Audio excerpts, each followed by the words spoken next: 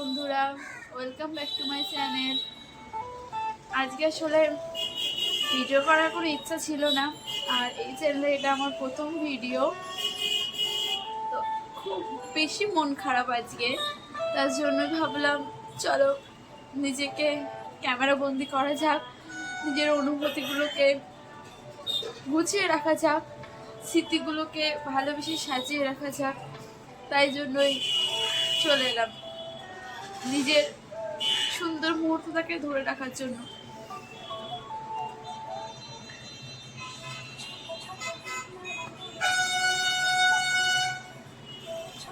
তো আজকে আমার প্রিয় মানুষটির জন্মদিন।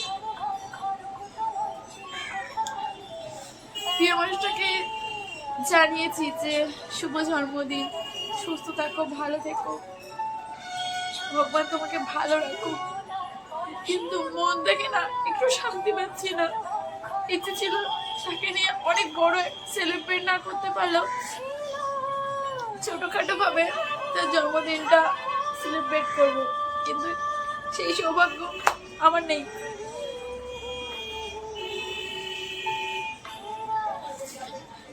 খুব ভালোবাসি আমি ওকে।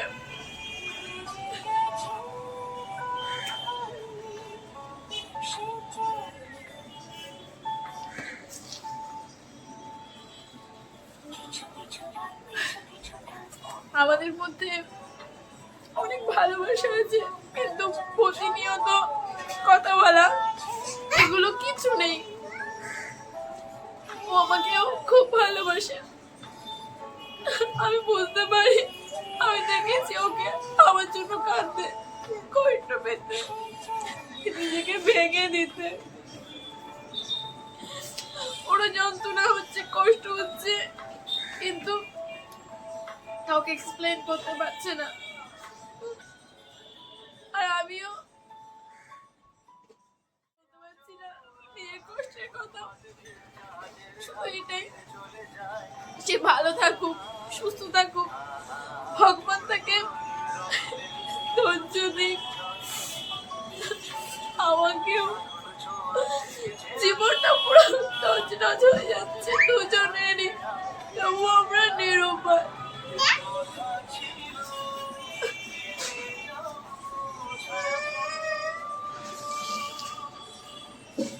কিছু করতে পারছি না আমি, সেও কিছু করতে পারছে না।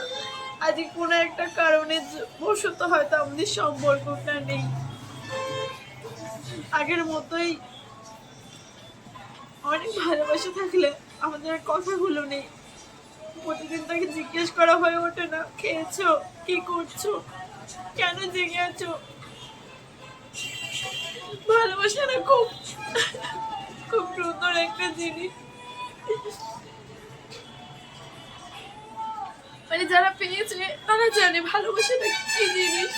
মানে এক্সপ্লেন করতে পারবো না ভালোবাসাটা কি জিনিস। শুধু এটুখানি বলবো, ওই মানুষটা ভালো থাকুক, যেখানে থাকুক, যেমন থাকুক, যার সাথে থাকুক।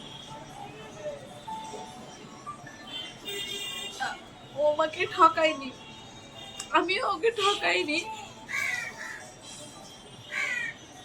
ঠকিয়েছে আমাদের ভাগ্য।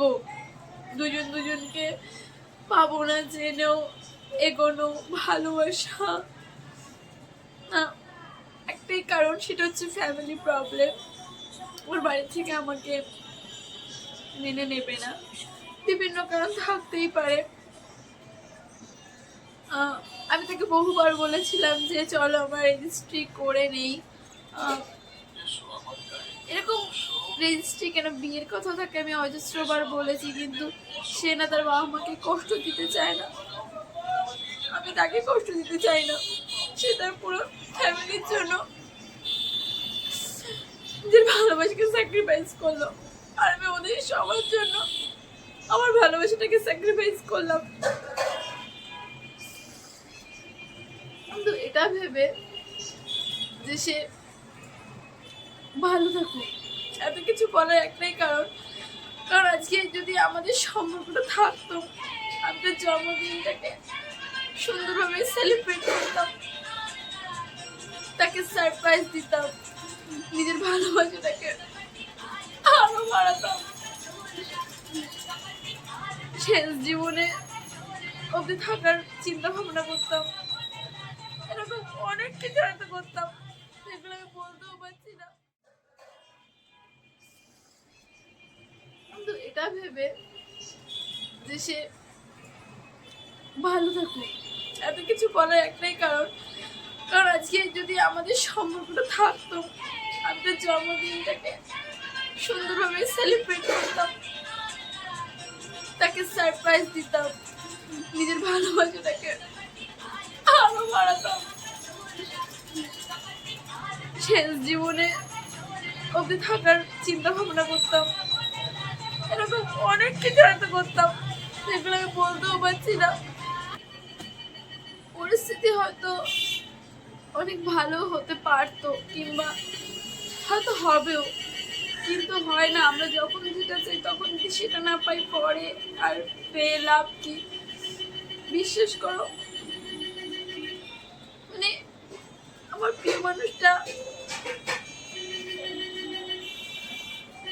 আমাকে সত্যিই ভালোবাসতো, আমাকে ঠকাইনি, বরং আমি নিজের কাছে নিজে ঠকে গেছি। এখন তো আমাকে ভালোবাসে, ও তো তখন ঠকাবে আমাকে যখন অন্য কাউকে বিয়ে করে দিব্য সংসার করবে, আর আমি সেগুলো চুপচাপ দেখবো।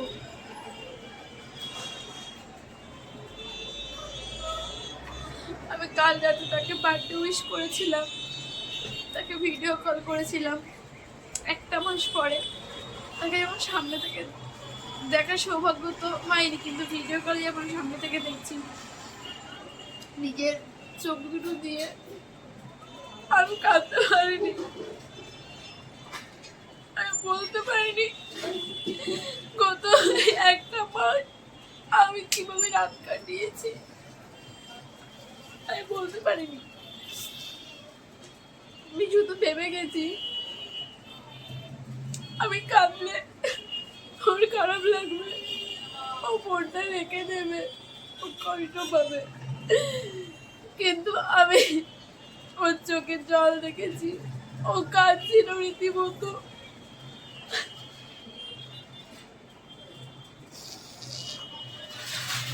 তাছাড়া ওর বাবা মা ওকে অন্য কোথাও একটা বিয়ে দেবে। ওর বাবা মাকে সত্যি খুব ভালোবাসে। আমার তো মা নেই, আর বাবা আছে কিন্তু থেকেও নেই। আমার আছে শুধু একটা দিদি, যার কাছে আমি থাকি। আমার আরো একটা দিদি আছে, কিন্তু মেজ দিদি শ্বশুর বাড়িতে থাকে, আমি বড়দের কাছে থাকি। বড় ছাড়া আমার দুনিয়া অন্ধকার। ওরা চিন্তা ভাবনা করেছে আমার বিয়ে দেবে, কিন্তু আমার না বিয়ে করার কোনো ইচ্ছাও নেই। আমার খুব ইচ্ছা পালিয়ে যাই, একে একে অনেক দূরে চলে যাই। আমি এই পরিস্থিতিটাকে মেনে নিতে পারছি না, নিজেকে সামলাতে পারছি না, কাউকে বলতে পারছি না আমার ভিতরের যন্ত্রণাটা, কাউকে না। ওই মানুষটাও কষ্ট পাচ্ছে, আমি কষ্ট পাচ্ছি, কাকে বলবো? শুধু কাজ করা ছাড়া আর কিচ্ছু করার নেই।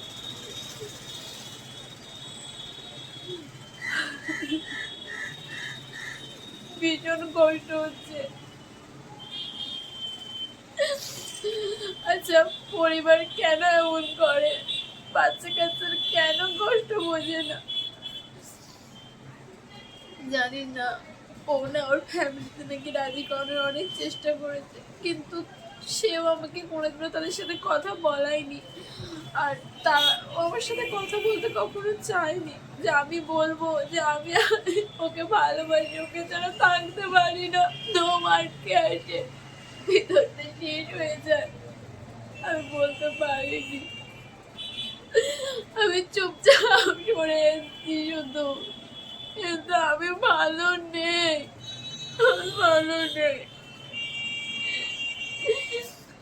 আমার মরে যেতে ইচ্ছে করে, কিন্তু ওই মানুষটার দিকে তাকালে আর মরতেও পারি না। ওর জন্য আমাকে বেঁচে থাকতে হচ্ছে। ও বলেছে তোকে বেঁচে থাকতে হবে প্রীতি। আমি ওর কথা বেঁচে আছি। আমি চাই, আমি সত্যি চাই ও দুনিয়ায় ভালো থাকুক।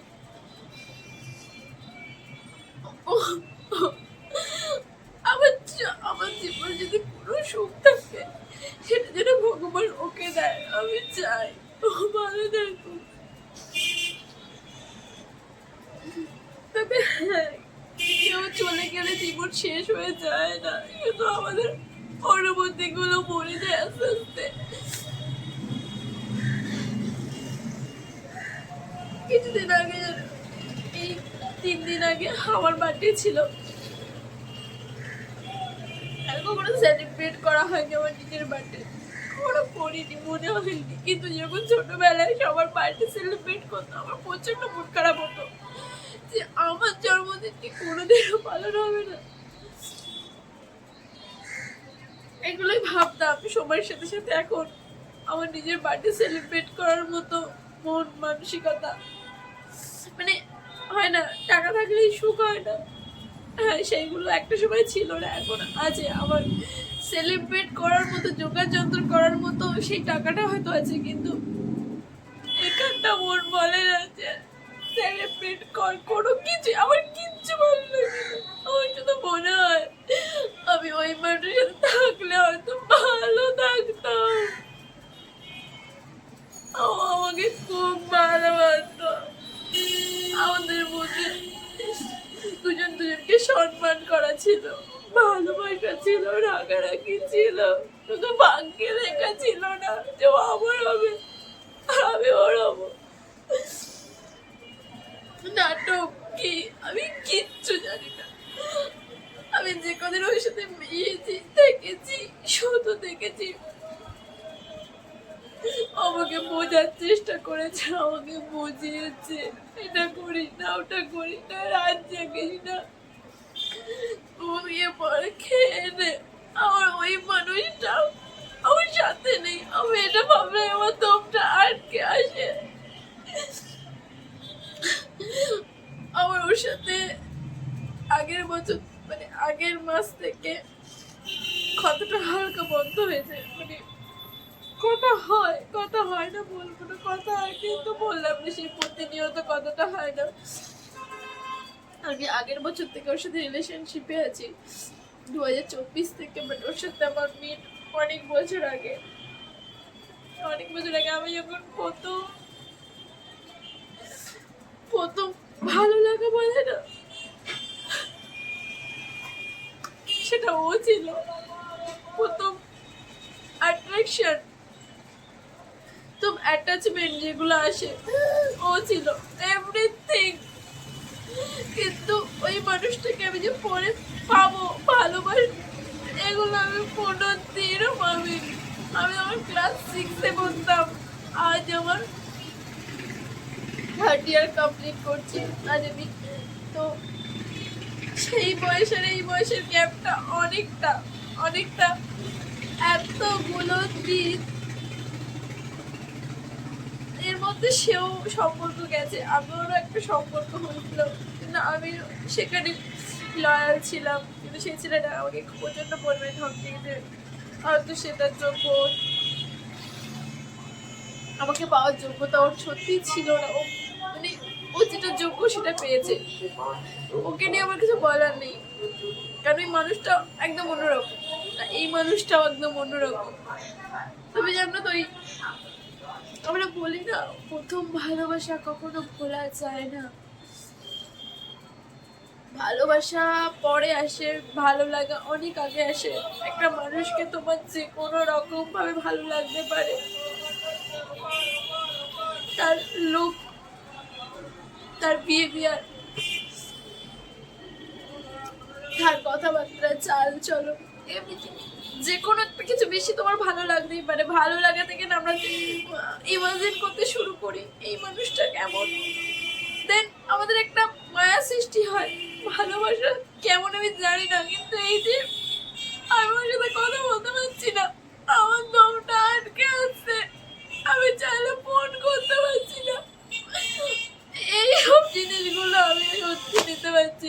জানি না ভগবান আমি কবে নিজেকে সামাল দিতে পারবো।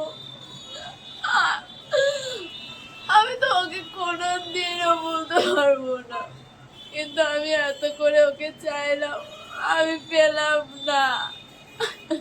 আমি এইটা ভেবে আমার প্রচন্ড কষ্ট হচ্ছে যে আমি তো এত করে চাইলাম, কেন পেলাম